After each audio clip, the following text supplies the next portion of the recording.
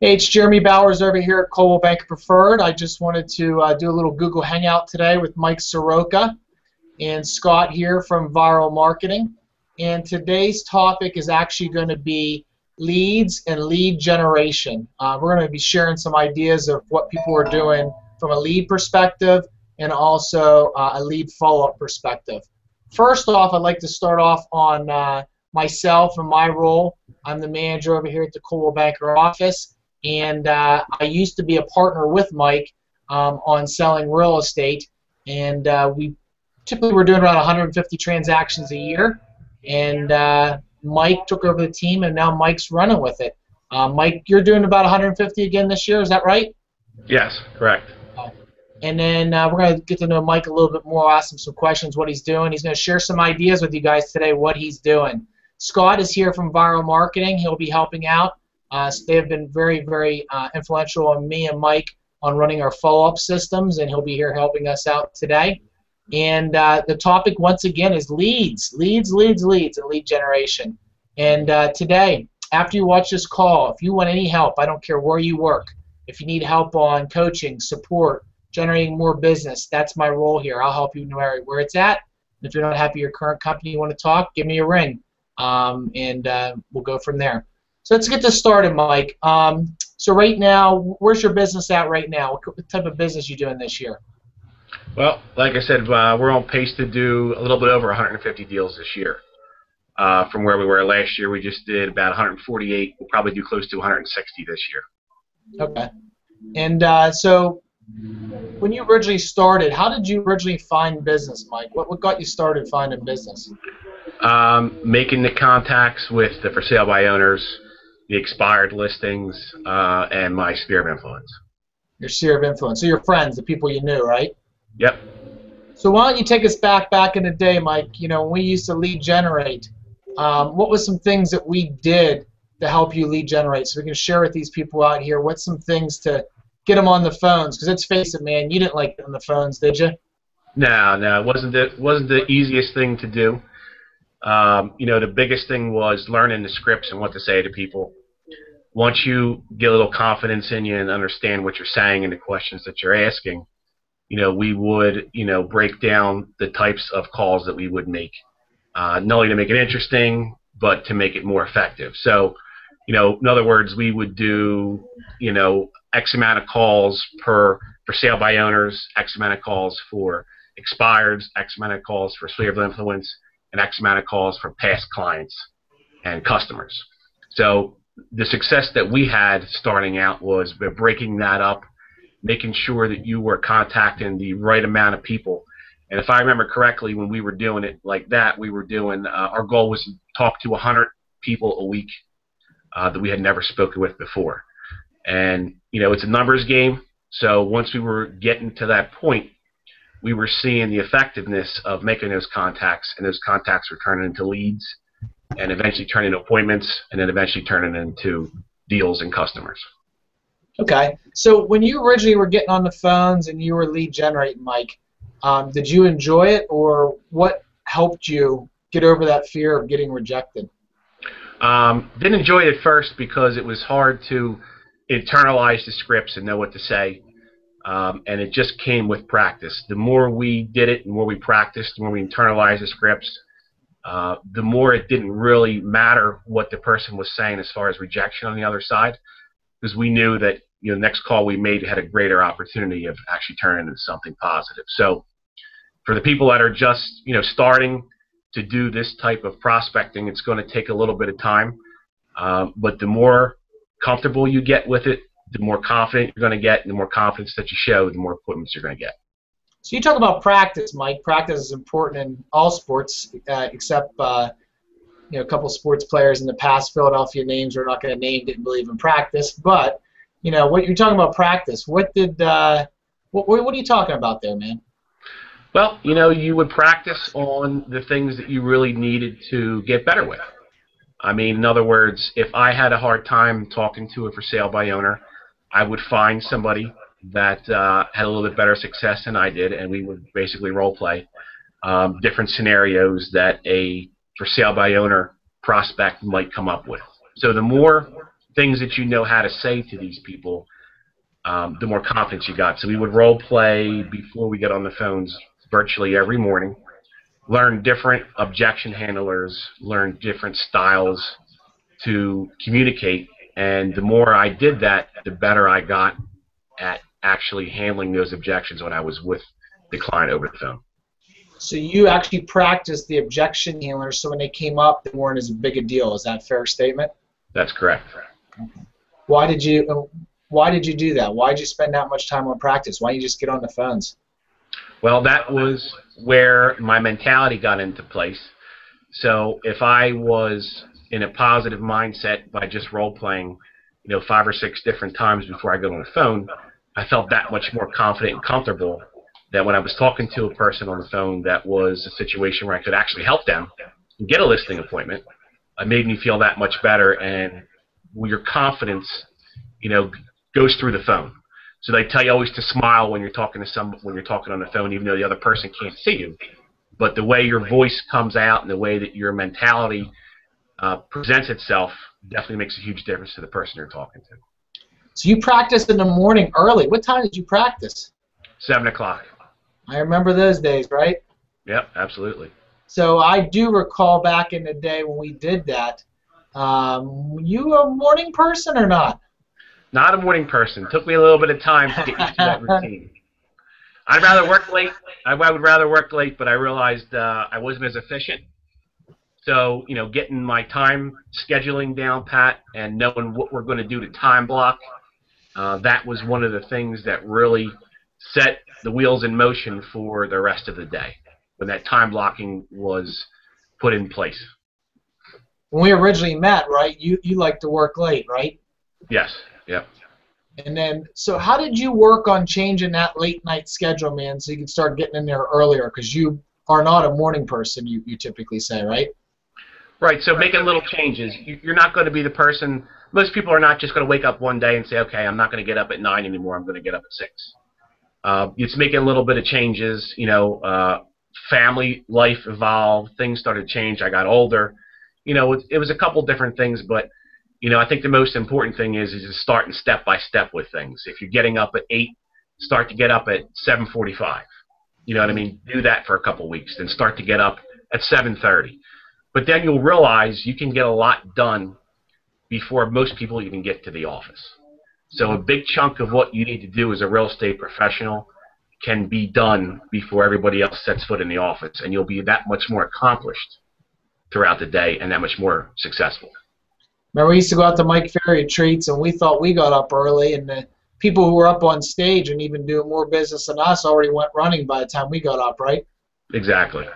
So they say about how successful people get up earlier and earlier. So what you're saying is what we talk about, take it in chunks, man. It's not do a crash diet, You're just going to gain that weight back. It's just take a little bit by little, the compound effect, and it'll build some good positive atmosphere and habits over the years, right?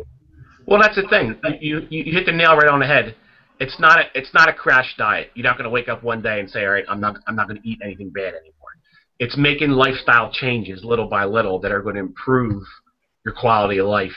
Because if you want to get your stuff done during the morning and have a normal family life in the evenings, then there are things that you're going to want to do to put in place to achieve those goals. Isn't it kind of interesting, Mike, how habits and schedule actually are a huge, huge factor in guys like you and me in the past generating leads? Yeah, absolutely. Without that, you have trouble generating a lot of leads, right? A lot of business if you don't have a good schedule and good habits. Is that a fair statement, you think? Yeah, absolutely. So we talked about schedule. We talked about habits. We really didn't schedule that much, and then we're going to start talking about your leads, lead sources, and follow-up. So habits, you started to go to bed a little earlier. You stopped working as late. In the morning, you started getting up a little bit earlier. You took it in 15-minute chunks, right? Yep. And then you started getting to the office. You practicing before you started, right? Yep, absolutely. Remember the one big habit we had to start changing, which was the most difficult one, and I still think it is for agents. Don't check the email before you get on the phones, right?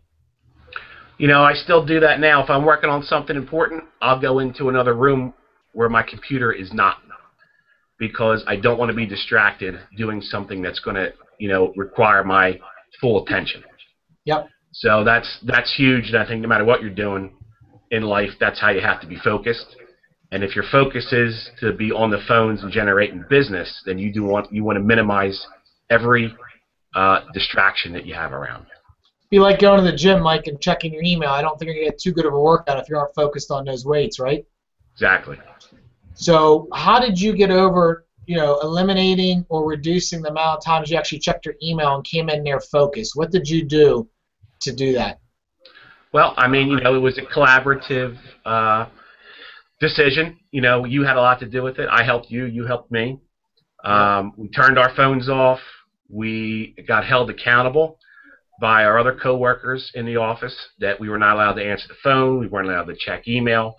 And after, paying some costly fines to our assistants for not, doing what we were supposed to do, we learned really early on that we need to be focused. And, from that, it's not about just paying the fines up front, but it's about, seeing the results. Yep. Like anything, you're going to have to put time and effort and work into it to see any type of results. It's not going to happen overnight. But yes, those were the types of things that helped us, when we first started. Darren Hardy has a good book, Mike. You and I've talked about it before, the compound effect. It takes 67 days to build a habit, right? If you think about anything, if you can do it for 2 months, you can build a good habit. It's the biggest thing I've seen, Mike, as a challenge with agents is the challenge of removing themselves from a situation, just focusing on something else. And you and I used to talk about the doctor example with Ira. Remember our real estate coach? Yep. When you go to the doctor's office, the doctor doesn't check you in, doesn't take your information, and doesn't do the surgery. The doctor only does the surgery, only does the exam. They have other people do those other things, right? Correct. So we had that type of mindset change, and that's I'm seeing agents change on that. I mean, I'm really excited about seeing people change and work on those habits. It's a daily grind, even with all your experience, Mike. Do you still have trouble with it? Yeah, I mean, it's always going to be a work in progress. I've come light years from where we started, and as you evolve into business, you're always going to have things that are going to work on to make you a little bit better. But as long as you have a good, solid foundation and have a direction in which you're going to go, it makes getting, more efficient a lot easier. I remember originally when you and I were doing business together, we talked about leads, leads, leads, and we didn't realize that wasn't the main focus. You had to actually be focused, have a schedule, and build good habits. Then you can generate the leads. If you don't have those original things, you can't go out and get the leads, right? Yeah, I mean, you're going to have some leads, but at the end of the day, it's what do you do with those leads? How do you maximize them? I mean, it's great to have numbers to call, but they're just numbers unless they turn into business. Yep. So leads, so now you got leads, right? So we talked about schedule, now you're getting on the phones, right? You practice, you got on the phones, you're calling your center of influence, calling past clients, calling expireds, calling, just solds, door knocks, the whole events, everything, right? You're doing that, right? You're focused at this point. Yep. Would you agree objection handlers are probably your biggest challenge when you get a person on the phone? You got to master the objection handlers first? Well, you have to know what to say. Yep. And I don't care what you're doing in life, whether you're selling pens or cars or real estate. There's going to be certain situations that come up that you as a professional salesperson in your industry are going to have to take care of. And I'll tell you right now, objection handlers are a very, very important part of that. And you need to be confident on what you're explaining to your clients. So objection handlers are absolutely one of the most important things to focus on when you're just getting into business. So we were paying a real estate coach $1,000 a month, so we better learn these objection handlers, right? Yeah, we're investing in ourselves. Absolutely. What tip would you give someone right now that's watching this or going to be watching it later on how to take objection handlers very, very serious? What tip would you give them? Well, what I've done is there's only so many objections. They're not making any more objections. There's conditions all the time. They're not making any more objections when it comes to real estate. So, there's a few objections that you're going to hear all the time. And my advice would be figure out a couple different answers that work for you get comfortable with those answers that you really like to use, because everybody's got different personalities. Everybody's got different ways of communication. Yeah. There's only what works for me might not work for you when you're talking to somebody.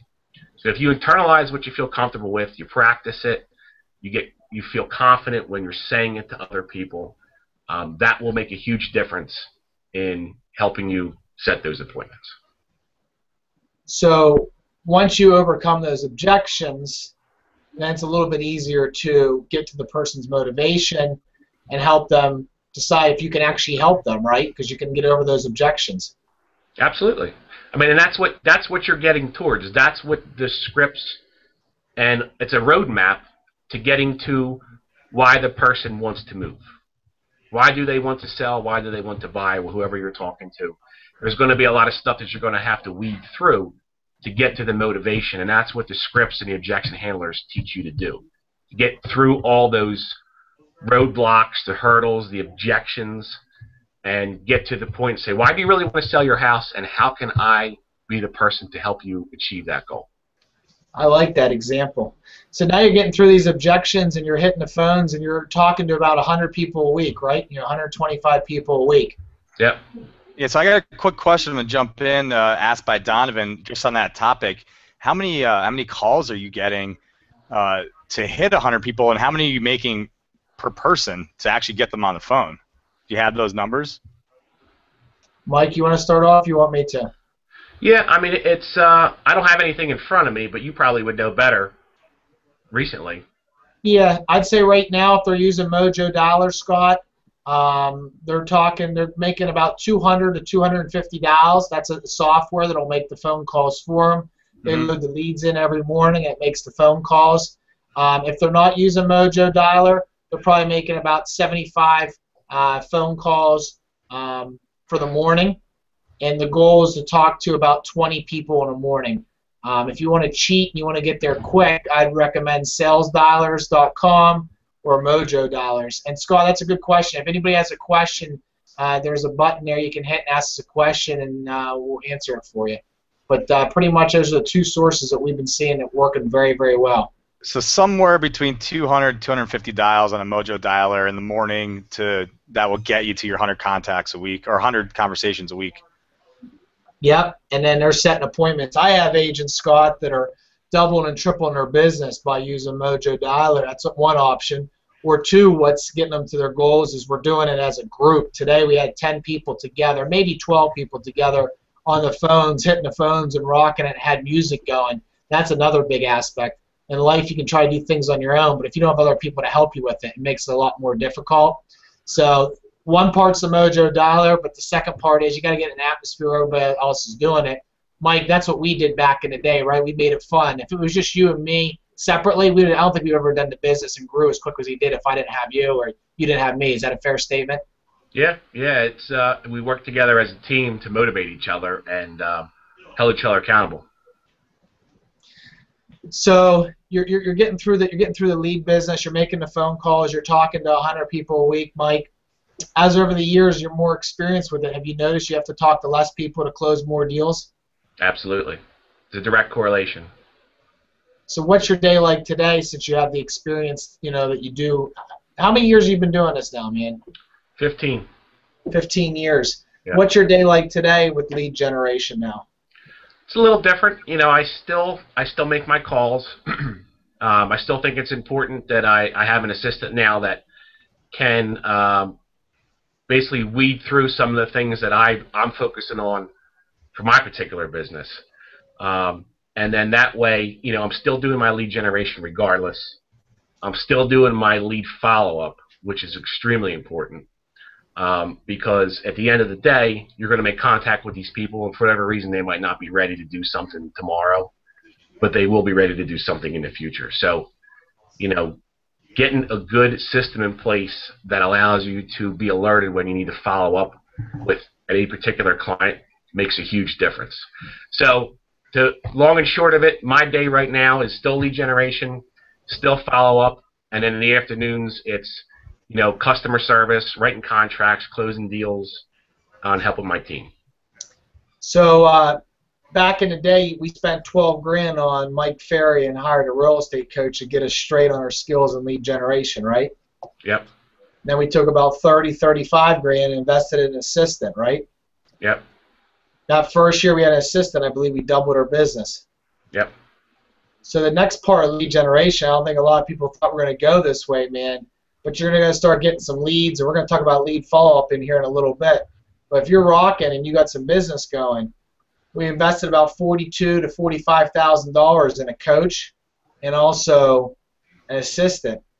That today has probably produced you tenfold correctly in your income today. Yeah, I mean, you can't do everything as one person. It's impossible. And be So effective. what tip would you give them to when should they start looking for an assistant? Well, you know, the rule of thumb that I've found out over the years is usually when you're doing 20 to 25 deals, your time is better spent talking to the clients, generating business, and closing business. Your time is not spent pushing papers, making copies, tracking down deposit checks, setting up settlement times. You know, that's something that you could pay someone to do while your main focus is generating more business to close and making those relationships with clients. I'm going to give you some objection here is what I hear from some agents that don't want to change and do that. I want to see what tips you give them. Hey, Mike, I like to do paperwork. Oh, do you? Well, do you like to make money? It's a fair statement, right? No, I mean, that's straight to the point. But yes, I mean, listen, you know, at the end of the day, when you look at what you make per year, how many hours you've worked to make that dollar amount, you have to ask yourself, is my time, if I can close 10 to 15 more deals by having somebody do administrative work, does that benefit me, and does that my return on investment make sense? And I can guarantee you, if you're doing any type of business, when you sit down and run those numbers, yes, to have someone do the paperwork behind the scenes is just going to generate way more income from you, even though you have a little bit of an expense that is a tax write-off. So isn't it interesting, Mike, that people invest in 401ks, they'll invest in flipping properties, but the hardest part they have doing is giving up control and hiring an assistant. You know, giving up control is a big thing. You know, as real estate agents, a lot of us are control freaks. I come across that all the time. And a lot of people, I think, are just nervous. They never had an employee before. They don't know how to pay them. They don't know how to leverage them. They don't know what to tell them. You know, I think a lot of that has to do with it, too. They're just nervous in taking that first step, you know, monetarily and managerially, you know, making sure that they can do that.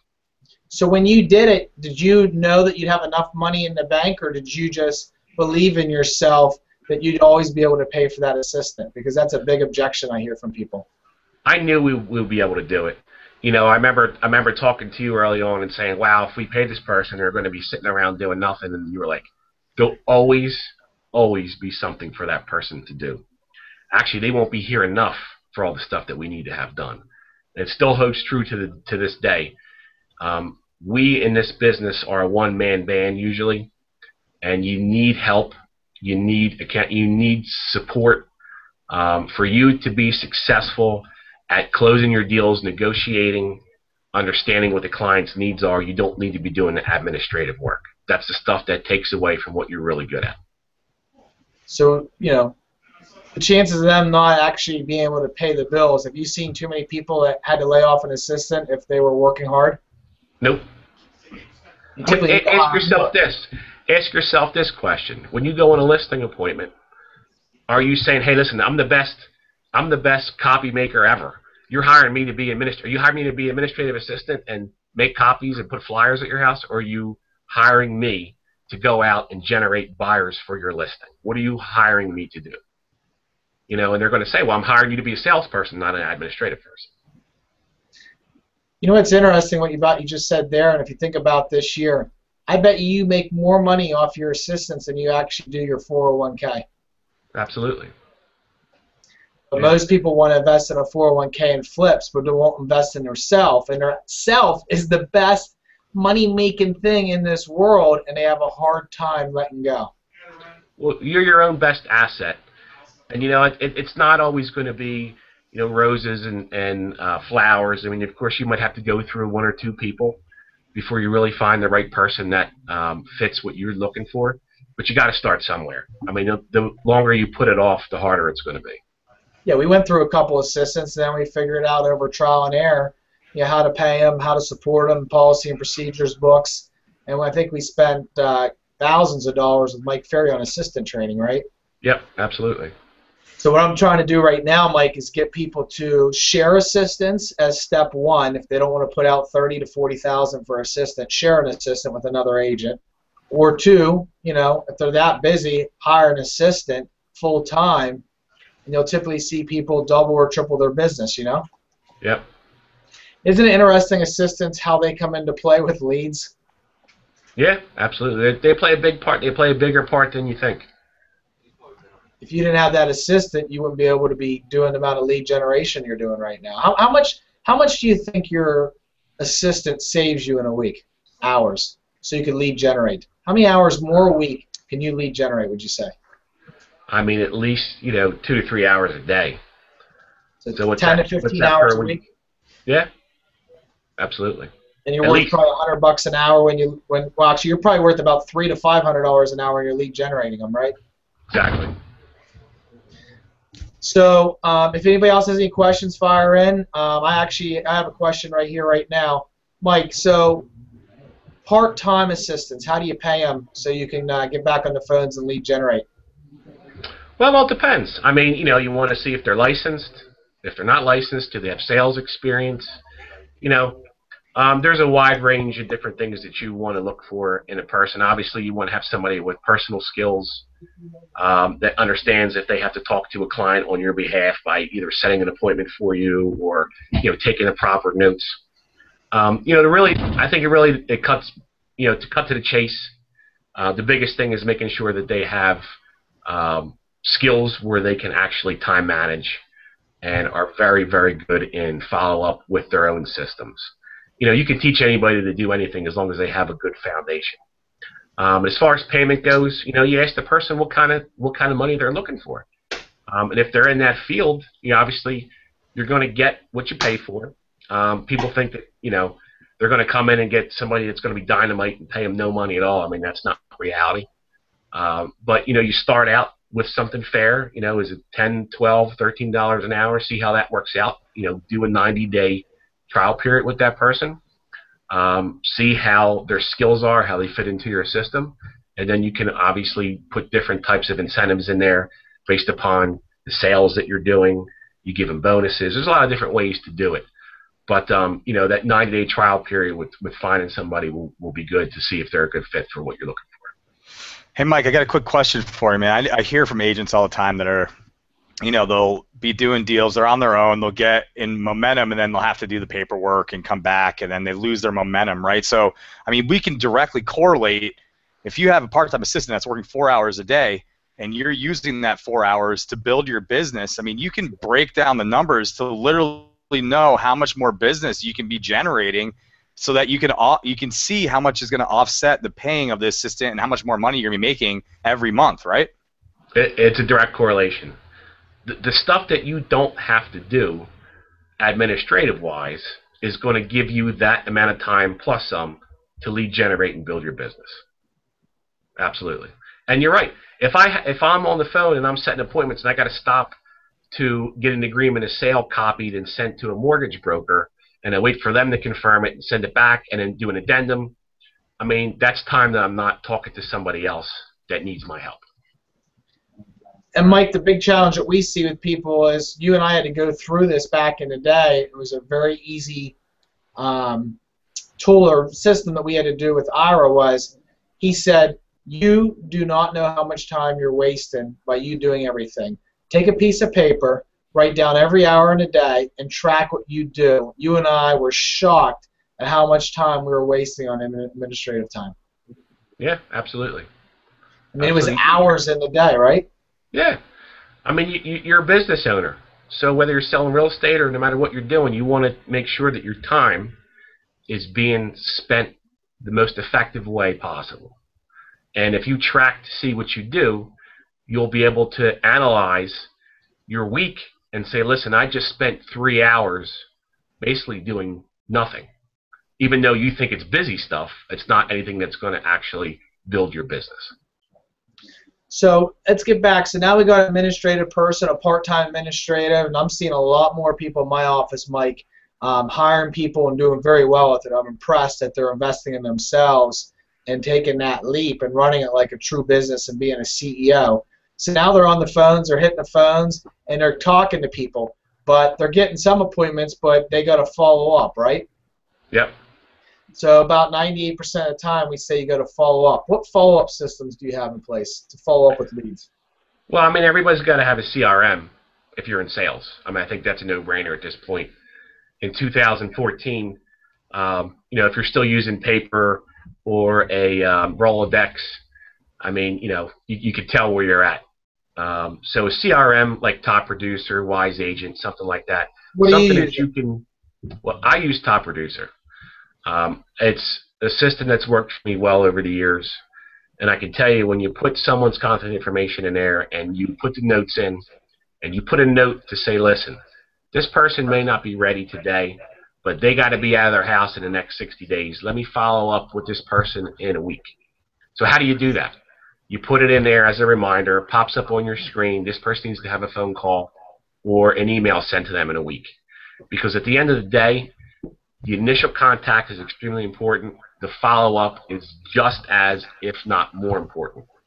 So a system like Top Producer will have you in a whole entire method of following up with these people, knowing what to say. Hey, this person I talked to, you look at the notes, I talked to them 3 weeks ago. They wanted me to call up at the end of the month. Here it is, the end of the month. I'm calling them. And they'll actually be impressed that you remembered what they told you when you call them. But the only way you're going to even remember those things is by having a system that helps you with that. And then you can put the notes in, and they become a client, and they become a past customer. And then when you want to email your past customers, the list is all in there. And a good CRM is the foundation for a good salesperson. And that's the part that Kinder Reese taught us, Mike, is you got to spend some time each week, and here we do it on Tuesday mornings. You got to take a couple hours each week and work on your business and not in your business, and that's where you really got to put a good database into place, right? Correct. Remember the amount of hours at night and processes that we had to put in place, listing checklists for buyers, sellers, entering people in at night. It wasn't fun, but you basically made a boatload of money off having a database all these years. Yeah, I mean, you have to. It's your book of business. I mean, that's how you operate as a salesperson. What are you going to do when you say, what's your business, and you hand over a bunch of boxes with files in them? I mean, you got to be able to measure, the sales. You got to be able to measure your prospects. You got to be able to track where your leads are coming from, which leads are converting to more business. If I'm killing it on for sale by owners, and I know that's where the bulk of my business is coming from, and I'm good at it, then I'm going to invest more money in getting those types of leads versus something that I know I'm not getting any business in. And it really all depends, your location, where you're at. There's a lot of different factors in there, and everyone's going to be different on what they're really good at, what they thrive in. But when you have a system that tracks it, and you know where your leads are coming from, and you know which leads you're converting into sales, that's going to make it more better on where you're going to spend your money. So I got another question here, Mike, on they want to know leads. What lead sources do you like right now? I mean, I still like LandVoice. I still like RedX. They're the two biggest lead generation sources for expireds and for sale by owners. Craigslist is also a good one. For salebyowner.com. I mean, they're basically weeding through a lot of these things, and the for sale by owners are saying, hey, listen, here's my house for sale. Someone please help me sell it.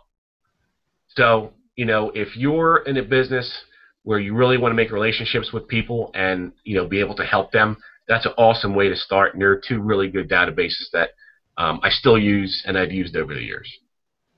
And you still have a good website you're capturing leads off of or dripping back to people? Yeah, I mean, it's nice to have a nice website to drive people to. They can get information on. I mean, they go to my personal website, Home Experts for You. They can get a bunch of different information on that.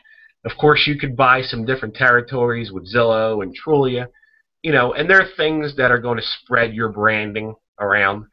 And, it's almost like investing in the stock market is what I tell people, because you don't want to put all your eggs in one basket.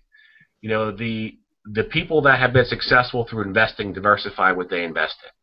Same thing in real estate. I have a lot of different buckets of ways I can grab phone numbers, leads. I have 800 numbers where people call in on listings that we call on. I mean, a lot of different simple things that can gather information of people I can follow up with. And that is a good foundation to at least start out with, for sure. So you got these leads, and you mentioned different types of lead sources that you have today, right? Yep. You got anything from the different websites, and then you got your old traditional ways, and you got your center of influence. Let's talk about your center of influence. That's always been a strong point of your business. It was a strong point of mine. How are you cultivating your center of influence today? What systems are you using? Well, it has to do with Viral. Viral's helped me over the last year really get back in touch with the people that I've helped over the years. I do a video blog with them on key points, not, hey, the interest rates are low, why don't you buy a house? I mean, you can go anywhere and see that on any website anywhere. What I like to give information on my clients is, hey, listen, how do I work with a multiple offer situation? Do I need to sell my house first in order to buy a house? And if I do, how does that process work? So when I'm giving something of value to potential clients, past customers, center of influence, I get stopped on the street all the time and say, listen, I watch your video blog. You give really good information. I passed this video blog on to somebody that could use your help. That's really important, and Viral's helped me do that a lot with my sphere of influence. It's staying in front of people and letting them know I'm here as a resource when they need help buying or selling real estate. Let's talk about that. It might cost you maybe $6,000 or $7,000 a year for viral marketing, right? Yep. So let's just say you get one deal a month. I think it's very conservative off of you staying in front of your past clients. Average check of $5-6 grand, $60,000 to $72,000. You're netting easily $60,000 to $70,000 a year off that viral marketing system. Is that a fair statement? Yeah, absolutely. So what would some tips you would give some people watching this today? Why would they invest? We already talked about an assistant. Let's talk about the second thing they should invest in. Viral marketing or a follow-up system similar like that. What are they missing out on if they don't do it, Mike? Let's switch it around. How much money do you think they're losing by not doing it? I mean, it's tough to put a dollar amount on what you're losing, but I mean, the first step is to have a database to market to.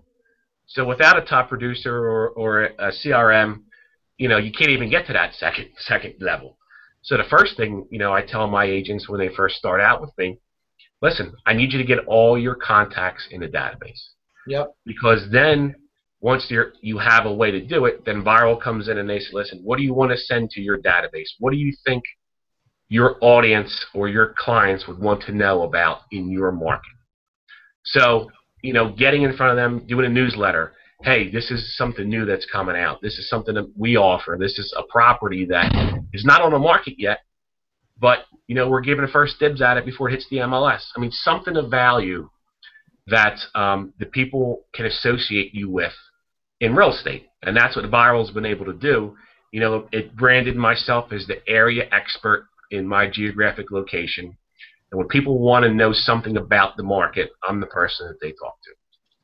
And after you're doing all that follow-up system, Mike, I don't remember a time that someone said to us, "You're being annoying. Stop it," by sending us information that we know. Is that a fair? Can you recall? Yeah, I mean, listen. At the end of the day, people appreciate it. Yeah. If you're giving them something of value that they can use to help their decision-making process and ultimately save money and time, then they're going to be grateful that you took the opportunity to send it to them.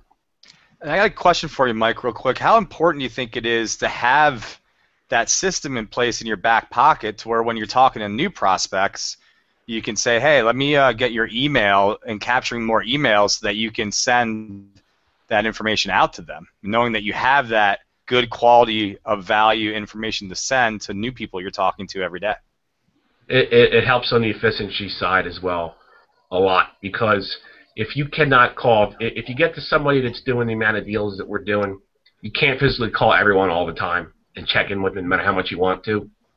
It's nice to have a system like that because it stays in front of them and say, hey, listen, don't forget about me. You know, I'm still here for you. If you have any questions, let me know. You know, I think it's a great system because it just helps to reach more people. Even if you just talk to that person one time and you know that within the next year they're going to sell their house. Might not be today, might not be tomorrow, might not be 6 months from now. But within that year, they're going to sell a house. And you're constantly staying on top of them. You're saying, hey, listen, I'm here for you. If you have questions, let me know. So it helps prospects, and it provides a level of professionalism to people out there, because if you have a video blog and you're giving advice to people and the other agent you're competing against does it, you're going to have that much more credibility. So, Mike, from a lead generation side, let's talk a little bit about coaching, because I have a question on that from an agent here on coaching for, you know, different coaching companies to help you find leads. What's some companies that you like? Coaching companies that help you find leads? Yeah, teach you how to go out and hunt, Mike. You know, what's some coaching companies that you've liked over the years that helped you be a good lead generator? Well, I mean, you know, Kinder Reese and Mike Ferry, I think, were my two biggest influences. I mean, obviously, there's different types of coaching out there for different types of things that people want to accomplish. I can't speak on a lot of the other ones because I've personally never dealt with them. But I can tell you from a standpoint of just starting out in the business, or even trying to take my business to the next level, the Mike Ferry system has helped me really put things in perspective on what to focus on, what to work on, and how to talk to people. Because if you don't know how to talk to people in the real estate game, it's going to be very, very tough for you to be successful and keep building your business. And then Kinder Reese helped us take our business to the next level, and, you know, building it out and thinking bigger, you know. Leveraging. Yeah, I mean, it helped us leverage what we already had in place and make it more lean and make it more efficient. So if you're an agent on this call today and you had access to me and you worked at a different company, or you worked in my office and you were the agent, how would you be utilizing my experience that you know about me from a lead perspective, lead generation perspective? What if I was an agent in another company? Yeah, if you're an agent in our company and Jeremy Bowers said he'll help you with lead generation, or if you worked at Coldwell Banker and Jeremy said he would help you with lead generation, what would you be doing with me? I'd be taking advantage of it. I mean, I've done it with the agents that I've hired, and I know Coldwell Banker is a great company where they able to start the Mike Ferry system with a lot of their agents, and Jeremy's there to help. So reach out to him, give him a call. You know, even if you're with another company, you need to bring your business to the next level. I mean, that's what we're there to do. We're even having me go out on appointments with agents. Remember how we used to double team people? Yeah, I remember. The one time you got that one guy to break his glasses between you and me and asking him a question. Yeah, but definitely some good stories. Definitely. He wanted to be $50,000 overpriced. So yeah, anyway, so we're going out now helping agents close deals. Another thing we're doing, Mike, is, and it's what you and I used to do back in the day in lead generation, is getting a group with some people and let me listen to what they're saying, and I'm helping them give some closes over the phone and whisper them what to say. And if they can't close them, let me get on the phone as the manager and help close that person if they need help. You know, you look back at the years that you and I were doing it, I think that was a big value on both of our sides, having each other there to do it. Because we did it alone, man, I think it would have taken us twice as long to get to where we were at. Yeah, I mean, I do it now on a smaller level. I don't manage an office. I manage a team of 10 people. So, you know, I do the same thing on a smaller level where I help a lot of agents on my team. And it speaks volumes because a lot of the agents on my team are very, very successful by using the stuff that we used to do when we first started out. We were in their shoes. So I think it means a lot to associate yourself with a successful company, successful individual, people that know what they're doing. You know, it makes a huge difference in, you know, how that learning curve is going to be for you when you want to jump into the business and take your business to the next level. I got a question from someone here right now. They have a challenge or they have a fear. what things would you recommend a person doing to overcome a fear of rejection, either if it's door knocking or on the phones? What could a person do, Mike, to overcome that fear? Well, you know what? The simplest answer to that is just to do it. I mean, it's one of those things where as you start to continue to do something you do not like, you will eventually won't be afraid of it, and you actually even master it. So, you know, it's one of those things where you're going to get rejection. You got to understand that that's going to be the case. And I remember when we made phone calls, we broke it down to how many people hung up on us or how many people said no. But either way, every door we knocked on or every phone call we dialed, it made us $10. Whether or not the person ever did business with us or not, we knocked it down to as many doors as I knocked on or as many phone calls as I made. I still made $10 per phone call no matter what. And if you put your mindset in that perspective that you have to do it, and once you get out there and you start doing it, that's going to equal money. Those things are what it takes to make money. So yes, is it a fear? Nobody wants to hear rejection. Of course not. But once you get used to it and it doesn't matter to you as much, you don't hold that, you know, in the back of your head, those rejections won't really matter to you in the long run at all because they're going to equal making money. Yeah, originally, that's right, Mike. We started at $10. I think we finished up around $40 every no. Brian Tracy, I was reading a book yesterday, Mike, and he talked about it. Start off simple, $100 a day, 100 attempts a day, and you'll learn from your failures. You have to fail again to succeed, you know? Yeah, absolutely. I mean, some of the biggest, most successful people in the world failed multiple times before they ever got to where they were. So you're not going to get it right the first day. You're not going to walk into a prospecting center and set 150 appointments. I mean, it's not reality. But if you put your expectations on getting better little by little and you give yourself goals to reach, that'll just make the process of getting to where you want to be that much more important. The only difference between a very successful person, Mike, and a person who's not successful is they didn't give up. They probably actually failed more times than the other person. Yeah, I mean, and that's just the reality of life. You know, no matter what type of sales you're in. Yeah. You know, our industry doesn't really have a lot of trainings where agents can just jump into something and learn. So you have to self-motivate. You have to self-teach. You know, and when you find something like Coldwell Banker or Mike Ferry or what you do or what I do, you know, it really helps a lot of people along that path because they don't have a specific program they can just jump into and be successful automatically. I agree 100%. It's like having a cracked foundation. That house is going to fall down. That's what I like about our boot camp for 4 weeks. They get that foundation. They get me on a weekly basis, or you or your manager in your office getting that foundation each week and improving. Yep. You know, you look at Steve Jobs, Mike. You know, he was $1 billion in the hole, and then he turned $1 billion profit by creating the iPod. You know how many times that Apple was failing, and the only difference with him is he didn't give up. You know. Yep. So, so we talked about a lot today, Mike, about leads. We talked about follow-up. We talked about systems. Accountability is one thing we didn't talk about on the lead system-wide. You know, leads. How can a person sitting here today watching this call, how can they get some accountability to actually get on the phone or get on the street and do it? What would you do if you were them? The first thing I would do would be to find somebody in the industry that is motivated on the same level as you, that wants to be successful, and you hold that other person accountable, and they will hold you accountable. You know, when we used to work out, you know, at the gyms with a lot of other people, it was so tough going by yourself and staying, you know, with that regiment of, you know, fitness goals that you wanted to achieve. Once you got a personal trainer, once you went with a friend, and you guys held yourself accountable, it really made that much of a difference because you don't want to let the other person down, and they don't want to let you down. So if you find somebody to hold you accountable, Jeremy can hold you accountable, I can hold you accountable.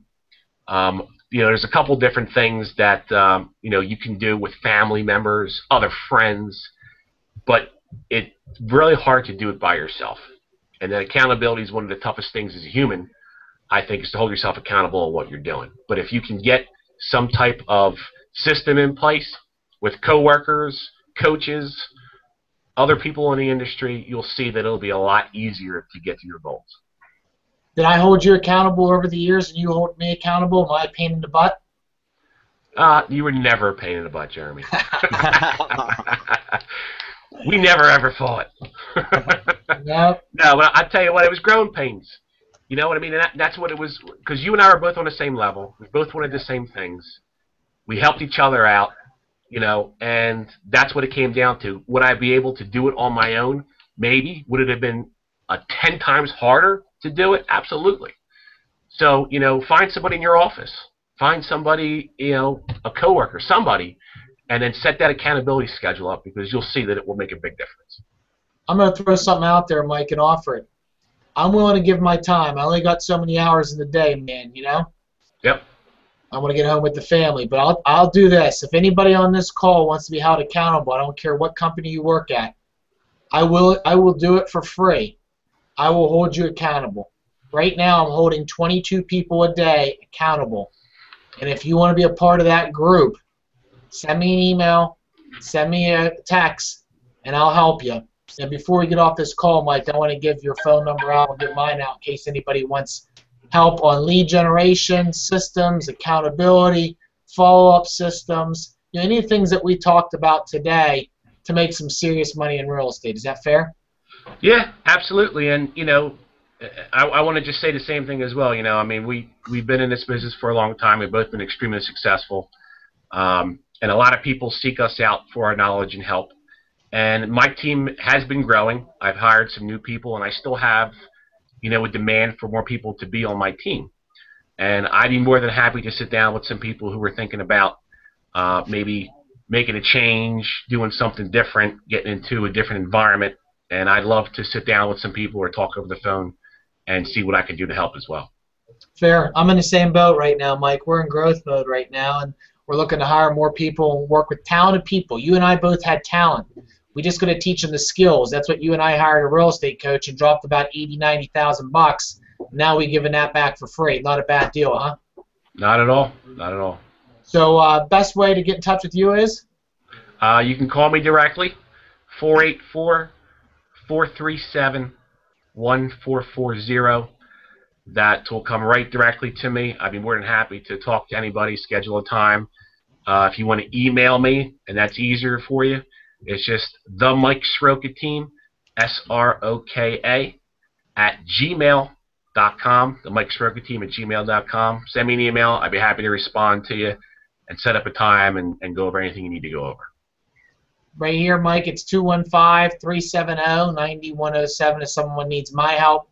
My blog has a ton of free information, thejeremybowers.com, and the YouTube page is jeremybowersyoutube.com, and jbowers@cbpref's my email. And I just want to tell you, man, I know you're extremely busy out there, and I know Scott's extremely busy. I'd like to thank Viral Marketing and thank you today, Mike, for sharing your ideas and your thoughts, and we really appreciate it, man. Sure, man. I appreciate you inviting me to do that. A good time. Thanks, guys. I appreciate it as well. I like being here and helping you out. Awesome. Awesome. Thanks, all right. Yeah. So So Jeremy, any last thoughts for anyone that's watching still? So if anybody wants any of this extra training, they want this extra support, they want to work on lead generation, they want to work on systems, Scott, they need help with the current company, their current manager's not helping them out, they're having some issues, having challenges, reach out to me, man. I'm not going to try to recruit you and bring you over right away. I'm going to show my value. I'm going to help you grow your business at your current place. And you're going to have to make a business decision at some point and say, can I make more money at Jeremy Bowers or can I make more money at my current company? And that's my mindset. That's been Mike's mindset over the years. And we're just here to give back and help out. And I appreciate everybody watching us today.